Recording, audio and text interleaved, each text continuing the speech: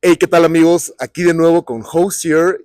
Well, first of all, I love your last record. A Real Nerd, I think it's an amazing album. I think there's, like when you go to the cinema and you get shocked with the movie, you start thinking about the movies and the characters after the movie. Yeah. Well, when I heard Unreal on Earth the first time, I felt like that, but Oh, with your music. dude, thanks. So Thank you. can you tell me about at that time what was your favorite album? Wow. What was my favorite album? I Yeah, don't. while you were recording your last album. Jeez, that's a hard one. I think weirdly, I think when I'm recording an album, I try not listen too much to other people's album. I don't know. It's like you're afraid to get it too much influence, or to. It's like looking at somebody else's homework. You know. So I think it depends on song to song. There's definitely songs that we were like we go for a sort of a 1950s kind of sound. There's songs that we went for something that was um, like a kind of a 1970s sound. Sometimes it depends on what the equipment we were working with. So I think for a song like First Time, there's like slappy stuff. It's kind of like John Lennon and slap, and then there's like you know it depends. It depends. It would be song to song. We'd sort of listen to Okay, different okay. types of. My question was because I thought that you used to listen to classical music while you were recording your albums.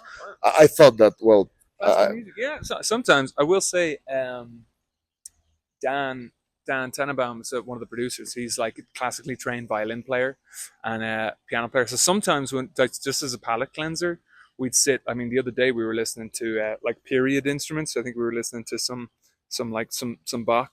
There's like orchestras that will perform on instruments that were made centuries ago, like period accurate instruments.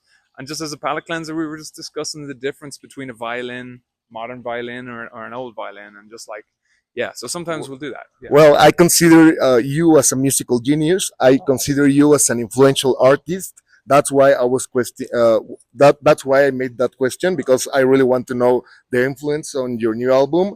And for the next question, well, I have to say one of my favorite songs on the album is "Eat Your Young," and also I love Francesca.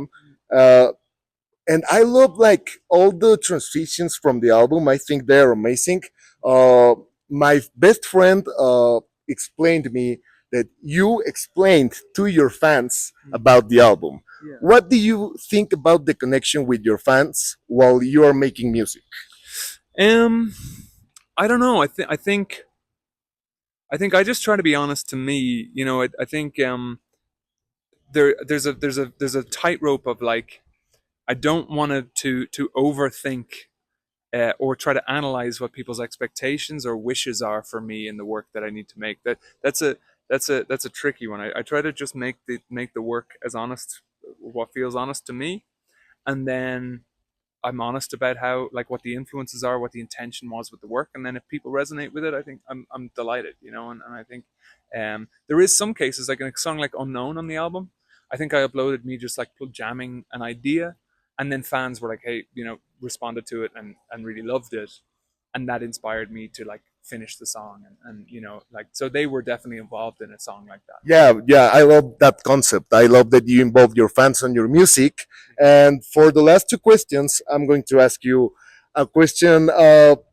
What do you think about like what do you think about like right now of your song "Take Me to Church" 10 years ago after the release? Yeah. I think in many ways, I mean, I'm super proud of that song, and I think that song became something larger than I ever thought it was ever going to be. It became a bigger thing, and I'm so proud that if any of my songs was going to do that, I'm so proud it's that song. But I just tried to be honest about it, and but I think the way that people have taken that song into their hearts and into their minds is something beyond that which I could have expected for it. It's like 10 years. It's like a whole new generation have discovered that song since its release, and it's.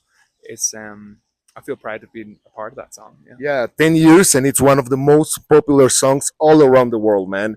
That song, well, a lot of people, that was the first song that they heard from you.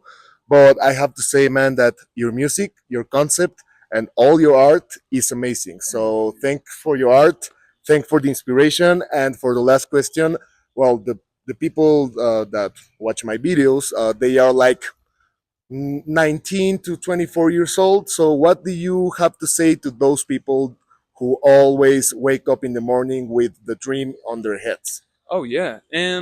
Like if you want to get into music, yeah, I would say just like cultivate like work on a relationship with the music and yourself so that you're making music that just feels good to you. And I think if it feels honest to you and it feels good to you and it moves you and excites you, chances are it's going to move and excite other people. I think when you start thinking, I, I'm going to write something that I think people are going to like, and you try to write something that you think sounds like something people like, you're going to run into trouble. I think, and I think if you're honest to yourself, that's the way to do it. You know? Thanks for the tip. I love you, man. Thank you very much for this. Pleasure. Thanks for your Pleasure. time.